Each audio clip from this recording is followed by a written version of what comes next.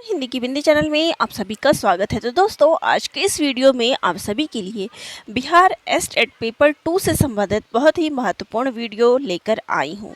तो देखिए, पिछले वीडियो में मैंने आप सभी को ये बताया कि आपको सिलेबस दिखाया था और सिलेबस में पेपर से क्या क्या प्रश्न पूछे गए थे, किस टॉपिक से कितने प्रश्न पूछे गए थे, उन सभी के बारे में मैंने आप सभी को बताया था कि किस टॉपिक से कितने प्रश्न पूछे गए थे और क्या क्या करना है। ठीक है, अब आज मैं ये प्रश्न पत्र लेकर आई हूँ जिसमें आप देखेंगे कि पहली चीज़ हमारी थी सिलेबस को देखना, वो हम देख चुके हैं, सिलेबस देख चुके हैं। सिलेबस में किस यूनिट से कितने प्रश्न आते हैं मैंने आपको वो भी बता दिया। इसके बाद किस टॉपिक से किस प्रकार के प्रश्न आए थे, पहले उन चीज़ों को समझें। उसके बाद हर टॉपिक से आप आसानी से तैयारी कर सकते हैं, तो घबराने की कोई ज़रूरत नहीं। जितना कम समय है मानती हूँ, लेकिन इन कम समय में भी बेहतर तैयारी हो सकती है। देखिए, परीक्षा की जो मुख्य तैयारी होती है वो उसके अंतिम दिनों में ही होती है। चाहे आप पहले जितना भी पढ़ लेंगे, लेकिन जो मुख्य तैयारी होती है हर चीज़ को पढ़ना कि आपको पेपर से पहले क्या क्या चीज़ें पता होनी चाहिए, वो आप इन्हीं 10 दिनों में अच्छे से करेंगे। ये बात सच है। तो चलिए, अब पहली चीज़ मैंने क्लियर कर दी, उसके बाद सिलेबस क्लियर कर दिया, सिलेबस के कौन से टॉपिक पूछेंगे ये भी क्लियर हो गया। अब किस यूनिट से किस प्रकार के प्रश्न पूछे गए हैं, पहले उन चीज़ों को समझेंगे, ताकि जब हम यूनिट वाइज हर टॉपिक करेंगे तो आपको क्लियर हो जाना चाहिए कि इस टॉपिक से इस प्रकार के प्रश्न पूछे जा सकते हैं। ठीक है, तो अब देखिए, यहाँ पर पहला जो टॉपिक था हमारा, जो आपका हिंदी भाषा के ऊपर था। यहाँ मैं एक मिनट, तो अब अपने पास सिलेबस भी ज़रूर रखिए साथ में, ताकि जब भी आप कोई ऐसी चीज़ें करें तो आपको ये याद हो कि हाँ, इस टॉपिक से ये प्रश्न पूछे गए थे या इस टॉपिक से। देखिए, ठीक है, तो यहाँ पर जो हमारा पहला टॉपिक है वो हिंदी साहित्य का इतिहास है, जिसमें आपको काल विभाजन और नामकरण। तो यहाँ देख सकते हैं कि हिंदी साहित्य का प्रारंभ संवत 1000 से माना है। तो किसने माना है ये आप पढ़ेंगे, पहले में आदि का जो हिंदी साहित्य का इतिहास पढ़ेंगे। फिर देखिए, नामकरण से प्रश्न आ गया कि आदि काल को चारण काल किसने कहा। यहाँ मैं देखिए पेपर को सॉल्व नहीं करा रही हूँ, क्योंकि ऑलरेडी मैं 2 बार, जब ये पेपर हुआ था तब भी मैंने इसको सॉल्व कराया था और उसके बाद भी ये पेपर मैं सॉल्व करवा चुकी हूँ। आपके कमेंट आएंगे तो मैं दोबारा से सॉल्व कराऊंगी, लेकिन फ़िलहाल मेरा यही है, उद्देश्य ये है कि प्रश्न कैसा पूछा जा रहा है वो आपको बताया जाए। लेकिन अगर आप करेंगे कि इसको सॉल्व कराया जाए तो वो भी मैं करवा दूंगी। बाकी मेरे चैनल पे आपको इसका मिल जाएगा, जहाँ मैंने इसको सॉल्व भी करा रखा है। ठीक है, फिर देखिए, नामकरण से प्रश्न ऐसा पूछा गया था। फिर देखिए, हिंदी साहित्य का आधा इतिहास। तो हिंदी साहित्य का इतिहास लेखन परंपरा जब आप पढ़ते हैं तो पढ़ते ही हैं कि किसकी रचना किसने की है। ठीक है, फिर आचार्य रामचंद्र शुक्ल ने जो है कितने पुस्तकों के आधार पर। ये सारा आपका पहला जो टॉपिक है हिंदी साहित्य का काल विभाजन और नामकरण, इन सब टॉपिक में ये सारी चीज़ें आप पढ़ते ही हैं। फिर देखिए, उत्तर मध्य काल का नामकरण किसके आधार पर किया गया है, ये आपका रीतिकाल से प्रश्न आ गया। जब नामकरण पढ़ते हैं तो ये चीज़ भी आप क्लियर कर लेते हैं। रीतिकाल को कलाकाल किसने कहा, तो आपको जैसे मैंने बताया कि यही भी प्रश्न क्या है, नामकरण से है।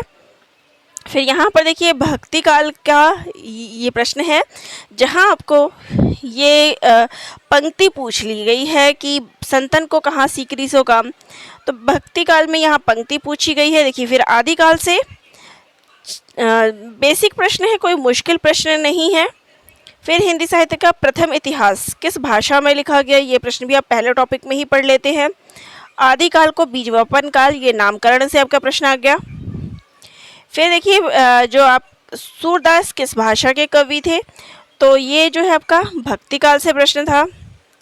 फिर देखिए, नामकरण से प्रश्न आ गया।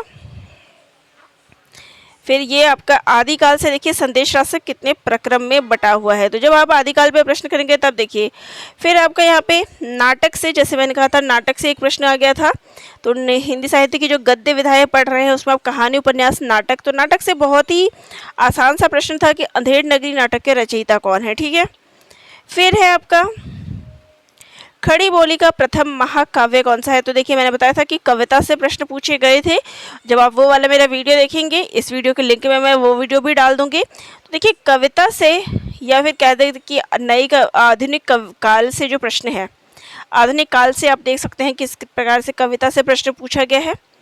फिर ये भी आपका आधुनिक काल से ही प्रश्न पूछा गया है। रचना और रचनाकार जब आप पढ़ते हैं तो आपको ये क्लियर हो जाता है, आधुनिक काल से ही आपका ये प्रश्न है। द्विवेदी युग से है, हिम किरीटिनी और हिम तरंगिनी, ठीक है, माखनलाल चतुर्वेदी की रचना है। तो यहाँ पे बेसिक सा प्रश्न देखिए। फिर ये प्रश्न तो बहुत बार पूछा गया, हर परीक्षा में पूछा गया। सूक्ष्म स्थूल के प्रति सूक्ष्म का विद्रोह, ये किसने छायावाद के संबंध में कहा है? तो डॉक्टर नगेंद्र ने।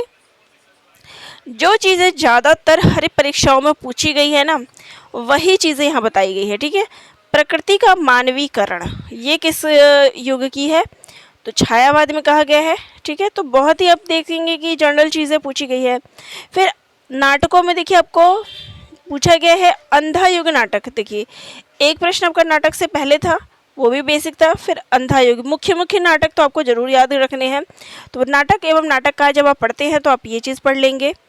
फिर देखिए अशोक के फूल, ये आपका निबंध से प्रश्न है। निबंध से 2 प्रश्न पूछे गए थे। तो अशोक के फूल निबंध के निबंधकार कौन है? फिर सरदार पूरन सिंह। अब देखिए सरदार पूरन सिंह की अगर मैं बात करूं तो आपको जो है आचरण की सभ्यता याद करना है, ठीक है ना, ये पढ़ना है। ये निबंध आपके सिलेबस में दिया गया है। जब आप ये पढ़ेंगे आचरण की सभ्यता, तो आपको सरदार पूरन सिंह को भी पढ़ना है, ठीक है। इनके जो जीवन परिचय है वो भी पढ़ना है। और जब आप वो पढ़ेंगे तो आपको इन प्रश्नों के आंसर भी आपको पता होंगे। तो जितने इसमें रचनाएं दी गई हैं उनके कवियों के नाम भी आपको याद होना चाहिए, उन कवियों की। फिर जयशंकर प्रसाद, उनकी रचना हो गई। देखिए ये दूसरा प्रश्न जो है नाटक से ये पूछा गया था, जन्मेजय का नागयज्ञ, ठीक है। फिर है यहाँ पे चंद्रगुप्त नाटक आपके सिलेबस में दिया गया है। अब देखिए यहाँ पे नाटक से कैसे प्रश्न पूछा गया है। नाटक का जब आप याद करेंगे तो आपको उनके पात्र भी याद रखने हैं। यहाँ पर देखिए पात्र से प्रश्न है। फिर ये आपका आ गया नाट्य कृति, ये नाटक से प्रश्न आ गया। जो मैंने बताया था कि नाटक एवं नाटककार से प्रश्न है, तो चलिए ये वहाँ से प्रश्न आ गया। तो चलिए इसको छोड़िए। महाभारत की कथा पर आधारित, तो ये भी आपका नाटक से ही प्रश्न था। तो यहाँ पर आपको बेसिक से प्रश्न पूछे गए थे। ये प्रश्न था कि थोड़ा अलग था, लेकिन जो नेटवेट की तैयारी कर रहे हैं उनको ये चीज़ पता होगा, ये थोड़ा अलग था। देखिए कलम का जादूगर, अब आपने जीवनी से एक प्रश्न देख लिया, आपको जीवनी भी पढ़नी है। तो जीवनी जब आप पढ़ेंगे तो आपको ये आंसर मिल जाएगा। हालांकि ये प्रश्न में गलती थी, क्योंकि प्रेमचंद की जीवनी कलम का जादूगर ये है, तो ये प्रश्न ही गलत था। चलिए नेक्स्ट है माटी हो गई सोना, ये क्या है? रेखा चित्र से प्रश्न पूछा गया था। फिर यहाँ पर देखिए रेखा चित्र से दूसरा प्रश्न पूछा गया था। फिर है यहाँ पर ये संस्मरण से प्रश्न था। और उसके बाद जीवनी से देखिए शिवरानी देवी ने कौन सी रचना रची है। फिर यहाँ पे देखिए संस्मरण से प्रश्न पूछा गया था। अब देखिए यहाँ पर आपकी कहानी से प्रश्न शुरू हो जाते हैं। यहाँ तक जो आपके प्रश्न थे वो आपका 1 से लेके 5 यूनिट तक प्रश्न था, जो मैंने अभी ऊपर आपको दिखाया। अब छठे यूनिट में आपका प्रश्न है जो कि कहानियों से है। देखिए कानों में कंगना, ये आपके सिलेबस में दिया गया है। सबसे पहले क्या चीज़ पूछी जाती है? किसी भी कहानी के प्रकाशन वर्ष, ठीक है। फिर उसने कहा था, कहानी में प्रश्न आया है जर्मन लप्टन को किसने मार गिराया, ठीक है। दूसरा जो प्रश्न आया था कि फ्लैशबैक शैली, ये भी जब हम पढ़ते हैं इस कहानी को तो हम फ्लैशबैक शैली जरूर याद रखते हैं कि जो ये कहानी है उसने कहा था ये किस पद्धति में लिखी गई है? फ्लैशबैक शैली में लिखी गई है। और रचनाकार आपको पता ही है कि चंद्रधर शर्मा गुलेरी। तो प्रश्न कभी भी सीधा नहीं आता, थोड़ा घुमा के आता है, लेकिन ये 2 चीज़ें थी जो हम इस कहानी के विषय में पढ़ते हैं। अब देखिए फिर यहाँ पर कहानी के पात्र आपको याद होने चाहिए। तो गुलडी, काकी और मुंडरी किस कहानी के पात्र हैं? पंचलाइट के हैं, ठीक है। फिर है देखिए पंचलाइट कौन जलाता है? तो आपने जब कहानी पढ़ी है तो आपको पता होगा कि पंचलाइट कौन जलाता है। फिर इसके बाद कहानी का प्लॉट, शीर्षक गद्य की कौन सी विधा है? तो आपने इसको किसके अंतर्गत पढ़ा है? तो इसको हमने कहानी के अंतर्गत पढ़ा है, ठीक है ना। भगजोगनी, अब ये भी कहानी की पात्र है, कहानी के प्लॉट की, ठीक है। फिर देख सकते हैं यहाँ तक आपका कहानियों से प्रश्न था, इतने ही प्रश्न पूछे गए थे, कुल 7 प्रश्न आपसे पूछे जाएंगे। ठीक है, अब गोदान उपन्यास में देखिए किन 2 गांवों का उल्लेख है। बहुत ही बेसिक प्रश्न है, गोदान से ये वाला प्रश्न, गांव का नाम तो ज़रूर पूछा जाता है। फिर देखिए होरी की पत्नी है, तो होरी की पत्नी पात्र से प्रश्न है, आसान ही प्रश्न था। फिर है लिव इन रिलेशन की जो झलक है वो हमें किस में देखने को मिलती है, तो मेहता मालती में। फिर है और गोदान से एक कथन तो ज़रूर पूछा जाएगा, तो गोदान के कथन मैंने अलग से भी करवा रखे हैं अपने चैनल पे, तो आप विजिट कर लीजिएगा, सर्च करेंगे गोदान के महत्वपूर्ण कथन तो उससे भी आ जाएगा। तो यहाँ पर देख सकते हैं कि गोदान का कथन जो है आपसे ज़रूर पूछा जाता है। स्पेशली बात करें मेहता की, तो अगर कोई पूरा गोदान वाला पढ़ेगा तो अलग ही बात है। बाकी मेहता के जहाँ पे भी आपको कथन मिलते हैं उन कथनों को रट लीजिए। मेहता और मालती ये कथन तो ज़रूर पूछे जाते हैं, तो जहाँ भी इन दोनों के संवाद हैं उन पॉइंट्स को नोट कर लीजिए, क्योंकि इनके ही ज़्यादातर पूछे गए हैं। इसके बाद होरी का पूछा जाता है, मुख्य जो है इसी का पूछा गया है। अब देखिए यहाँ दूसरा कथन भी क्या है, मेहता से पूछा गया है। फिर यहाँ पर मैला आंचल का पात्र, इससे प्रश्न है। फिर यहाँ पर ये लेखक के द्वारा जो कहा गया है, इसमें फूल भी है, शूल भी है, गुलाब भी है, तो लेखक का ये महत्वपूर्ण कथन तो ज़रूर पूछा जाता है, मैला आंचल के संबंध में है। फिर देखिए चंद्रगुप्त नाटक का वहाँ पे पात्र था, यहाँ पे आपसे नायक पूछा गया है। फिर अब पात्रों को याद कर लेंगे, तो पात्र में कौन माता है, कौन पिता है, रिलेशन भी आपको याद रखना है। तो कार्नेलिया जो कि इसकी मुख्य पात्र है, उसकी किसकी पुत्री थी। ठीक है, फिर यहाँ पर देखिए जब चंद्रगुप्त नाटक पढ़ा है तो उसका कथन भी यहाँ पूछा गया है, तो ये चंद्रगुप्त नाटक से आपका कथन हो गया। फिर ये तो आपका वही हो गया, नाम मैंने बताया था कि पात्रों को याद करेंगे तो कौन क्या है वो। फिर ये किस प्रकार का नाटक है, आपको ये नाटक पढ़ना है। फिर देखिए आषाढ़ का एक दिन ये नाटक आपको पढ़ना है, तो यहाँ पे पूछा है कि कौन सी विधा है। फिर यहाँ पर है कि कौन से इसमें जो है फिल्म बनी थी, किसके निर्देशन में, तो वो आपको याद रखना है। तो फिर यहाँ तक आपका प्रश्न था नाटक और उपन्यास से। फिर निबंध से प्रश्न देख सकते हैं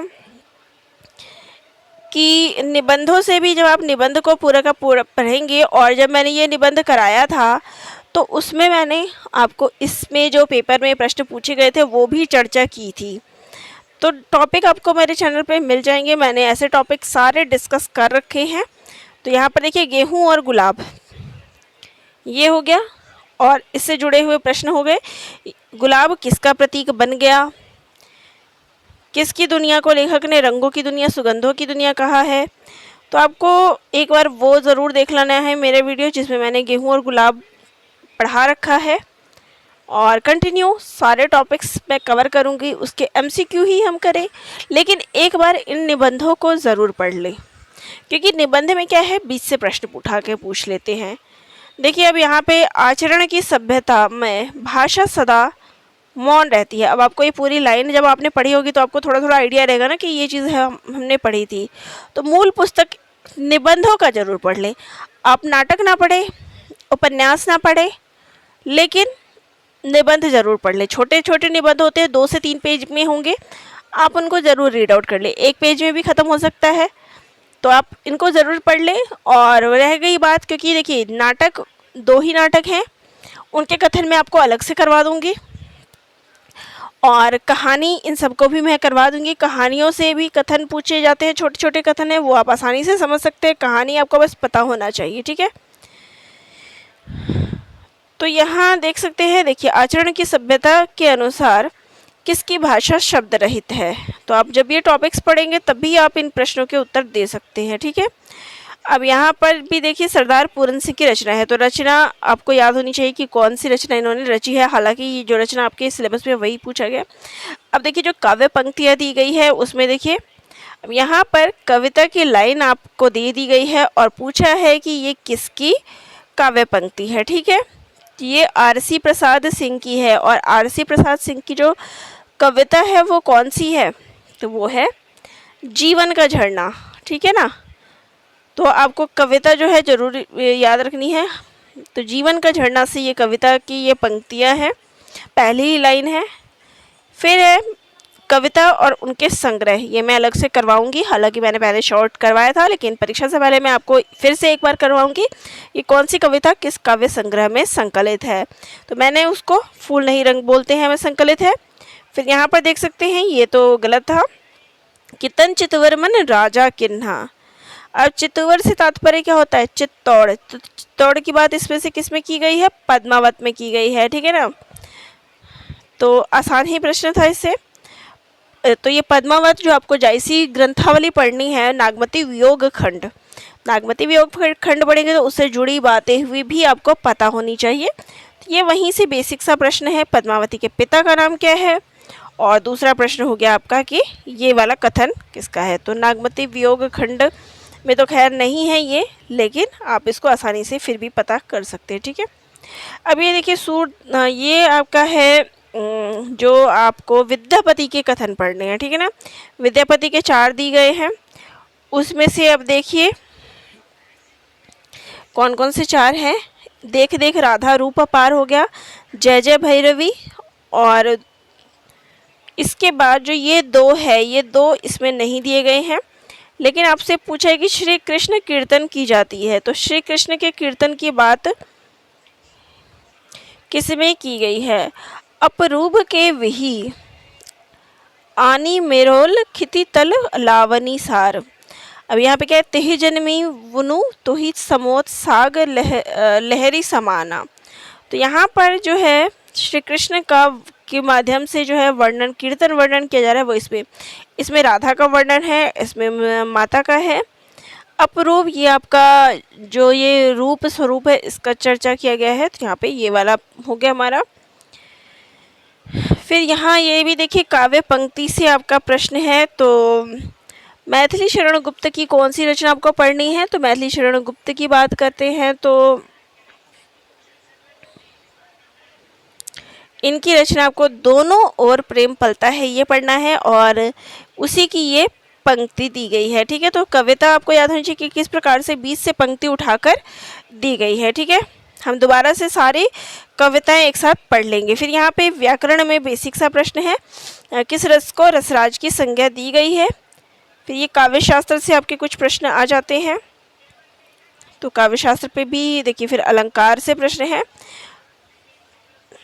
तो इस पर भी मैं आपको प्रश्न उत्तर करवा दूंगी। तो यहाँ पर मैं आपको, और ये दूसरा प्रश्न पत्र है, इसमें भी देख सकते हैं कि देखिए श्रृंगार काल किसने कहा है, ये नामकरण से प्रश्न है। फिर अंधकार काल किसने कहा है। तो यहाँ पर देखिए कहानी नाटक से जो, क्योंकि पहला टॉपिक मैं यही कराने वाली हूँ कि कहानियों को दिखाने वाली हूँ कि कौन सी कहानी आपको किस प्रकार से पढ़नी है और कहानियों से क्या क्या प्रश्न बन सकते हैं, ठीक है ना। तो देखिए अब आप रेणु को पढ़ेंगे तो फणीश्वरनाथ रेणु की कौन सी कहानी है, ठीक है। तो जो कहानीकार आप पढ़ रहे हैं उनकी कहानियाँ देख लीजिए। जो उपन्यासकार पढ़ रहे हैं, देखिए गोबर प्रेमचंद के किस उपन्यास का पात्र है। अब आप गोदान पढ़ रहे हैं तो आपको उनके पात्रों के नाम पता होना चाहिए। फिर है यहाँ पर मैं वही नाटक उपन्यास पे आ रही हूँ कि कौन से पूछे गए थे, ठीक है। देखिए गेहूं और गुलाब रेखा चित्र संग्रह के रचनाकार है, तो रचना और रचनाकार आपको पता होना चाहिए। फिर देखिए पति की मृत्यु के पश्चात भगजोगनी किसकी पत्नी बनकर जीती है। अब आपने ये कहानी पढ़ी है तो आपको ये पता होगा। फिर है प्रेमचंद, क्योंकि आप गोदान पढ़ेंगे तो प्रेमचंद का जीवन परिचय पढ़ेंगे, तो उनका जन्म कब हुआ था ये आपको बताना है। भारतीय किसान के मजदूर बनने की त्रासदी की कहानी आपको किसमें देखनी पड़ती है, तो ये आपको पूस की रात में देखने को मिलती है।